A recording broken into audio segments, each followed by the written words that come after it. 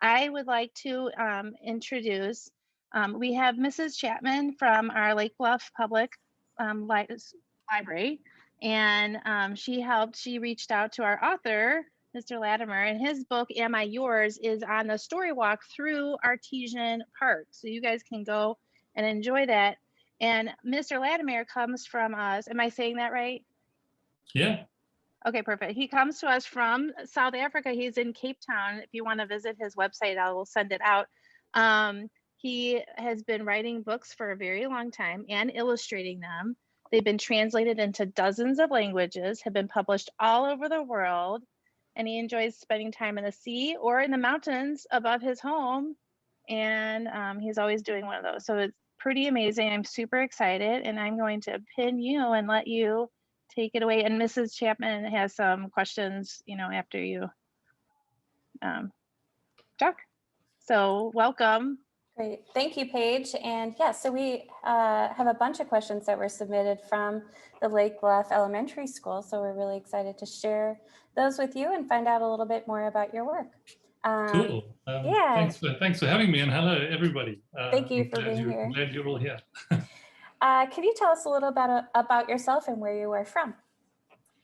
I'm right now I'm in Cape Town in South Africa, and this is where I've always lived. I think a lot of people from overseas always they ask whether there are lions running in the street, and whether I ride a zebra to school. That whole idea, and the truth is that we don't see that. I mean, there's game parks with those things, but we do get quite a lot of quite weird wildlife around here, which is great. When I moved into this house, we had a baboon problem, which is they used to if you left a window open and you weren't paying attention, they would get in and cause havoc. They're not dangerous really, but they are enormous, and they have teeth that big, so that's fun. It makes you as long as they're not dangerous, it's great. And then we have penguins. There's a 10-minute drive to a penguin colony. Wow. Here, and at night the porcupines come into the street. So as South Africa has its problems, but it's also a wonderful. I feel very privileged and happy to be able to live here. Yeah. That's amazing. It sounds like a complete menagerie of different animals for sure. What inspired you to write Am I Yours? It actually started with that this picture behind me. I did a poster of all the dinosaurs that I was sitting with my daughter reading a book on dinosaurs and showing her every page, and the thing I realized was the dinosaur, it would be this size on the page, and then there'd be a number next to it saying this dinosaur is 30 centimeters long or 30 meters long. I don't know, you guys, do those measurements make sense to you? But yeah, so you could only get a sense of the size by that poster behind me. What I've done is I've drawn, let me actually just grab it. I had to take it off my wall this morning to show you, but what I've done is I've drawn things that are a sort of a regular size that's a washing machine, and then a person, and a bicycle, and there's a car over there. Just to give a sense of how big these dinosaurs were in comparison to things that we know from every day. And so that's how drawing dinosaurs started. I wanted to make that poster for my daughter to see their sort of sizes of things. And from there, I was thinking, now that I've drawn all these dinosaurs, I wonder whether there's a story in that. And that's really where it began. That's lovely. Has writing and illustrating always been a passion of yours? Yes, I feel like I've always wanted to write stories, and I've always loved writing stories. The the drawing, for me, drawing came much later. I was from, I don't know if you know the arty family at school, but every school has one. And I was from that family. So my brothers, my dad drew, and my brothers, and it was, but I chose to go a different path. I was going to be a writer, and then that eventually that sort of came back together. I wrote and sort of picked up drawing again, which was lovely. Question from one of our elementary school kids. Do you like dinosaurs? I love dinosaurs. Absolutely. I feel like that, you know, that feeling, as all of the kids out there must know, is that kid feeling hasn't really gone away from me. I love watching movies where they bring dinosaurs to life. I feel like it's amazing to see what dinosaurs look like. And I think you can also see from this picture that idea that dinosaurs could have been any color. No one knows what color they were or whether they had feathers or and so when you're looking at a movie of a dinosaur, someone has decided that's gray or that's or whatever. This picture, I've done whatever I want, and that's what you can do with dinosaurs. They're sort of half in the imagination and also half sort of accessible from the past. Yeah. What is your favorite dinosaur? It's hard. I mean, the T-Rex is right up there. I love it. I love a good T-Rex. I think the comedy with the front arms and then the terror with the mouth is always it's a fantastic combination. But then I think after a T-Rex, I'll go with a Stegosaurus. I think I'd just love to see one. I think that with the big spikes on the back and yeah, and a herbivore, which is another reason I would love to see one, because it wouldn't eat me. That's awesome.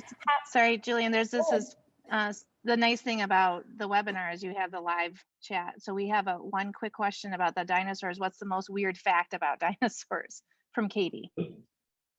The weird, I mean, for me, what I always think about is, because in Am I Yours, you know, it ends with the pteranodons, the flying dinosaurs, and just the size of these animals, that standing on the ground, they were as tall as a giraffe. For me, it's a very weird and wonderful thing to think about, that they could even be flying at that size. Yeah. Okay, so next question is, where did you think of your story about the dinosaur egg? Yeah, so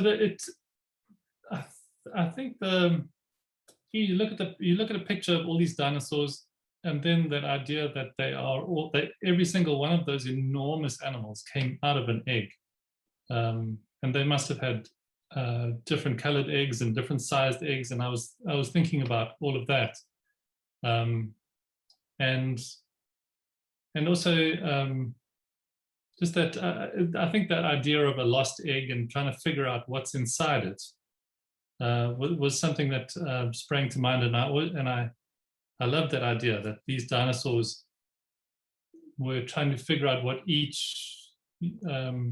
what could be inside that egg, and by doing that they were going through what each dinosaur looked like. So as a reader, we get to learn about each dinosaur, which I think was, for me, something I wanted to do as a kid, was learn about them and know what they look like and know their names. And I was sure to put their names in even when they were a little bit complicated, because that's what they're called. Okay. Let's see. Do you travel all over the world to talk to people, or do you mainly meet with people virtually? I used to do. I used to do more travel and talking to classes and things like that. I haven't, obviously, for a couple of years now. But I was thinking, I suppose the furthest I've been, I went to the Seychelles to talk to a school. and the Seychelles is an island in the middle of the Indian Ocean. And very, you know, when you get an invitation to go to an exotic island to talk to them about books, I think the answer is always yes. But I haven't for a while, so for now it's Zoom. Why do you want to write books? I love story. I think there's a lovely problem-solving idea that happens in stories where you can think of an idea, and then you have to find a way to make that a beginning and a middle and an end. And often I'll think of an idea. I'll know the beginning, I'll know the middle, and then I'll get to the end, and it's you know, it just doesn't work. And I was talking to someone who said, when an ending doesn't work, it's usually a problem with the beginning. And I love that. It's like a puzzle. It's like thinking up a puzzle and solving it yourself. So yeah, that's what I love. What is your favorite book that you wrote? I would have to say. I mean, I'd have to say, Am I Yours? This for me, I think, to be very, very precise, I think this, when I thought of this page, and then where you get that silhouette through to the next page, you can sort of see there, where it. I was going to line them up, and you could guess from before you turned the page what was in the egg, and I thought, you know, there's a moment. There's a moment in making a book where you know that's a lovely special thing. So yeah, Am I Yours? And the fact that Am I Yours, yeah, it rhymes with dinosaurs. So that is very true. What is your favorite book in general, you know, to read? I've been reading. I read other people's picture books to my children, not just my own. And one of my favorites is a John Clausen Mac Barnett book called Extra Yarn. In South Africa, we don't say yarn, so whenever I read it, I have to say extra wool. And it's but it's a lot of. I mean, I love the book. The illustrations are amazing, and the story is one of those ones that is exciting when it's happening, and then it makes you think about a lot of things afterwards, which is what I love in a book. Last question that I have, and I know we have a couple questions in the chat. What advice would you give an inspiring artist out there? I think to draw every day, to keep drawing and practice. I think there's also when I was at school, I remember someone looking at a drawing I did. I was trying to draw a face, and I was trying to use every color that I had on that face. I was going to use green and blue and red, and it didn't work. And someone came up and said, "Can I see the drawing you did?" And he said, "Oh, you're not a very good artist," because it didn't look right. And for me, I think it's about not being, try all of the things, and just keep at it. I think everyone starts off not so good at anything they do, and then they get better. And so I think practice every day, and as with anything, you will get better. We have a couple of people who asked, what is your favorite dinosaur that you have drawn? I've drawn. I mean, I've drawn. I must say, though I do love a T-Rex, they are difficult to draw because they look wrong. And that's I think part of why I like a Stegosaurus is because it is such a lovely shape. And that's so yeah, I think a Stegosaurus. We had another participant ask if you like the movie Jurassic Park. I do. Yes, of course. I watched the very first one was maybe a bit scary. The newer ones are much more sort of adventure, and I love seeing those dinosaurs come to life. And people, a bone just learned, yeah. Oh. And yeah, I think people, the movies are getting better at making dinosaurs look very real. So yeah, I do. Another question in the chat: how do you come up with rhyming words? Oh, I feel like Am I Yours was my first rhyming story, and I felt like I had a headache for about 2 weeks thinking about it. It sort of gets into your thinking. You're walking down the road and you're going, what rhymes with triceratops? And all of these words are going through your head, and I've found it very difficult. But it's also that puzzle feeling that I've got this story, and now there's all of these pieces that must fit together, and there's got to be a way. So yeah, it's difficult, and I think it just takes practice as well. I think I'm getting better at it.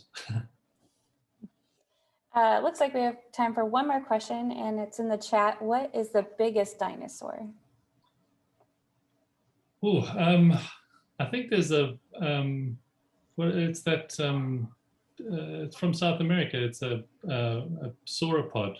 I don't know what it's called, but the one thing I always tell, I'm also dinosaur facts always amaze me. The one thing I tell my daughter often is, isn't it amazing that the biggest animal that has ever lived on Earth is alive right now in the sea, bigger than any dinosaur that anyone's ever found, and that's the blue whale. And so I'm always amazed by that people can go and see this animal that is alive and is the biggest ever. Well, thank you so much, Alex. That was really great. And it's nice to get a little in depth about your stories and what it is that you do. It's a real treat for all of us. Cool. Thanks for having me. Very much so. Thank you. Cool. Thank you. I know my students loved it. They're popping off because they have their little kid to kid, but I just by the emails and stuff, I know that they were excited about this. Thank you so much. A pleasure. Thanks for having me on. Thanks. Thank Cool. you. Go enjoy your dinner. I will. Cheers. Have a good Tuesday. Thank you. Thanks, you too. Bye. Bye.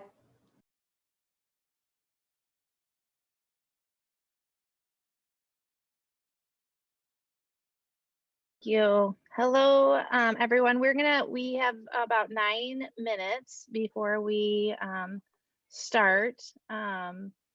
So we're just gonna hang out here, drink our coffee, and wait for everyone to come on. And I'm so happy that the time is 7 hours ahead versus behind. I was just actually making dinner, so it's I came upstairs, and yeah, it's very strange, isn't it? That and I can assure you that Tuesday is going to be great. It's been a good in the day future, so far. in the future, I love it's it. already Yeah. good. It's a good one. Awesome. Awesome. I see drawings behind you, Alex. Is that from the book, or are they just kind of inspirational pieces? So this side is over there is just a poster of South African. It was a poster called. I mean, is it backwards for you, or I'm never sure whether it's. For me, it's backwards. No, we could see it. It's like a. Okay. We could see it. That's the South African alphabet, so it goes through all of the iconic things of around here. So I thought I'd put that up as a. Yeah, so I did that a while ago, and then all of these are just things I've made and collected. I think during the lockdown, I sort of had to focus a bit more on making my background a little bit more interesting. So I've got all sorts of stuff: crocodile skull, elephant bones, and sort of more. Things to look at, make it a bit more interesting. That's very wise of you. In fact, thank you. I'm going to move myself because the lighting is better over by my tiger. Well, my favorite thing is reading other people's bookshelves, where you can see what they've been reading and you sort of see their interests by what they've Yeah, got on display. Oh, that is there you very go. true. That's very nice. See, there's the library. There's our Oh, brilliant! tiger. Look at that. Masked up He's and masked up. everything. Yeah, Yeah. yeah. And I was telling Jillian that I had a kid who loved The Boy Who Cried Ninja. And I said, "Oh, do you want to ask a ninja question?" Because he was talking about it. And he's like, "No, no, no." And so most of the questions are about dinosaurs, but just so you know, you have fans of your other works too. Oh, brilliant. Yeah, I mean, I got this pile of books out, and it's Oh, just perfect. every so often it's amazing to just go back and see how many books I've done. It's kind of Yeah.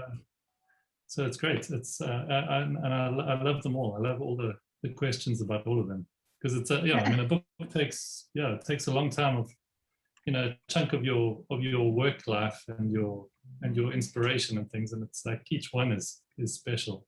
So it's always great. How long have you been writing? Oh, long time. I started out sort of studying to write, and being interested in writing, and illustration only came much later. I'd actually written The Boy Who Cried Ninja, and I gave the intention was for my older brother to illustrate it, because he's a very good illustrator. But then he took about a year with no results, to do nothing, and that's age old. If you want something done properly, you got to do it yourself. So that's what I did. I love stories like that. Families, man. Families, exactly. Drive you mad, but Yeah. I think in the process you sort of all push each other forward, right? Yep. But yeah, so I can't imagine not drawing now. I've done a few texts where other people have illustrated, and it's been fantastic. But I'm very used to drawing and sort of thinking like that, thinking visually as well. It's a good combination. Mhm.